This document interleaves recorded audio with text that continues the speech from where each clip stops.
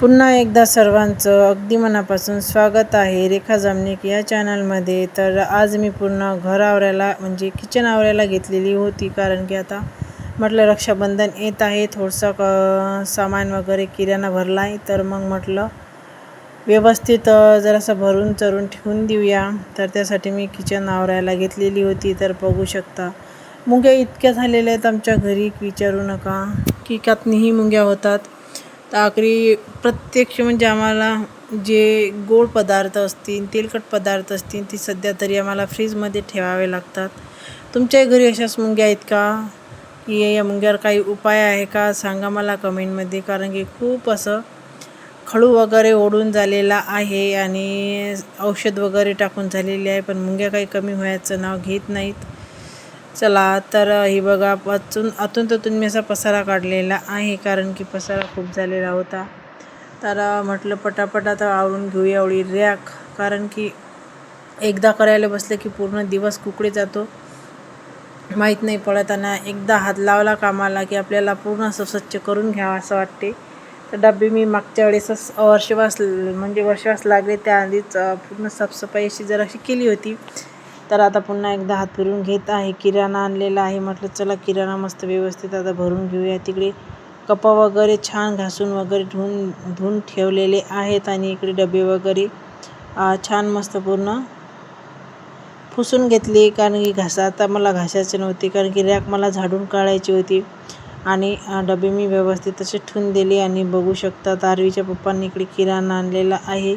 तर किराणा म्हटलं भरून घेऊया, नंतर बघू मग काय करायचं ते, कारण की एक पसारा कमी झाला तेवढंच घर मग किचन मोकळं दिसते। नाही तर किचनमध्ये किती काय आपण व्यवस्थित ठेवा, किचन हे पसाऱ्यानं भरलेलं असते। आणि गॅसचा ओटा तुम्हाला माहितीच आहे, माझा छोटा आहे, त्यामुळे तो नेहमी असा भरलेलाच असतो, कारण की खूप असा पसारा होतेच। आता किती काय म्हटलं तरी आपण पसारा झाला नाही पाहिजे, पण पसारा झाल्याशिवाय काही करमत नाही पसारायला, अशी गोष्ट आहे। तर आरवीनं जे बॉर्नव्हिटा आणलं ते बघा, पाकिट कसं एकदम पूर्ण सरलेलं आहे, आणि पावसाळ्यात त्याला पाणी सुटते। तर अशा पद्धतीने मी पूर्ण स्वच्छ डबे करून घेतले। आणि इकडे म्हटलं चला आता थोडासा किराणा आणलेला होता यांनी, तर हा किराणा पूर्ण डब्यात भरून घेते व्यवस्थित, कारण की परत मुंग्या लागले की अजून मग टेन्शन, की सगळ्याच्याले मुंग्या लागतात। तर पाहू शकता इथं थोडासा किराणा आणलेला, आता कितीचा आणला काय आणला हे तर मला काही माहिती नाही। आणि जर तुम्हाला जाणून घ्यायचं असेल तर पुढच्या व्हिडिओमध्ये मी नक्की व्हिडिओ बनवणार, कमेंट करून नक्की सांगा।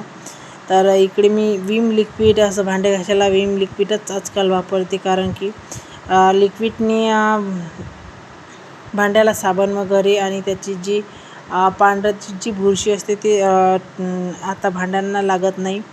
तर म्हणून मग मी लिक्विडच वापरत असते, कधी याच्यापेक्षा मोठी बॉटल आणते तर कधी लहान आणतो, पण लिक्विडनेच भांडे स्वच्छ करून घेते। कारण की आधी पण किराणा काही घरी होता याच्या आधीचा, मग आता थोडासाच किराणा आणलेला आहे। मुगाची डाळ वगैरे, शेंगदाणे आणि गूळ, मॅगी मसाला आणि निरमाचे 1-2 पाकिट, आणि तेलसुद्धा आहे घरी।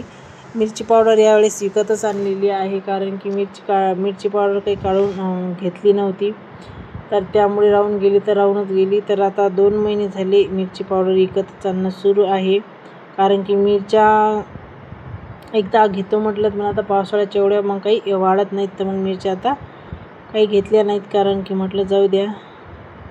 तर जास्त करून आता घरीच मी खडा मसालासुद्धा काढून घेत असते, आणि मिरची पावडर आणि हळदसुद्धा हळकुंड आणून बनवून घेत असते। पण यावेळेस मग हळदही होती आणि सगळं बाकीचं सामान होतं, तर डब्यामध्ये असं पूर्ण मी टाकून घेतलेलं आहे, ज्याचे डबे होते ते। तर आता म्हटलं हे डबे असे आहेत की ज्यातनी सामान राहिलं ते तसंच राहते, एक तर ते खराब तरी होते, नाही तर मग मुंग्या तरी खातात। तर डबे बघू आता म्हटलं बदलू पण कधी बदलणं होतात काय माहिती। आता एखाद्या वेळेस आता बाहेर मार्केटला गेलं त्यावेळेस मग डब्याचा सट एकसारखा आणावं लागेल, कारण की तेव्हाच तो चांगला पण दिसते। तर बघू शकता पूर्ण हे डबे आहेत, असे अन्नाचे डबे आहेत, आणि खूप यातले डबे काही आता तसे कमी केलेले आहेत मी। आता नंतर मी पूर्ण असे बरण्याचा सेट आणणार आहे, तर इथं मी पूर्ण व्यवस्थित डाळा वगैरे भरून घेतल्या आणि नंतर तिकडे बघू शकता निरमा वगैरे असं कम्फर्टच्या बॉटल आणि तेल पावडर असे 2-3 बॉटला आणलेल्या होत्या. कारण की आता किती काही म्हटलं तरी थोडं आणलं तरी किती आता महागाई खूप झालेली आहे. साखर पाहू शकता तुम्ही 70 ते 75 किलो साखर झालेला आहे आणि 180 रुपये किलो तेल झालेलं आहे. आता गरिबाने खावा की नाही खावा हा मोठा प्रश्न आहे. तर शेतकऱ्याचे तर फार असे हे होतात, कारण की शेतकरी बिचारा म्हणजे त्याला भाव मात्र पिकाला नसते, पण महागाईले मात्र तोंड देत त्याला जगावंच लागते.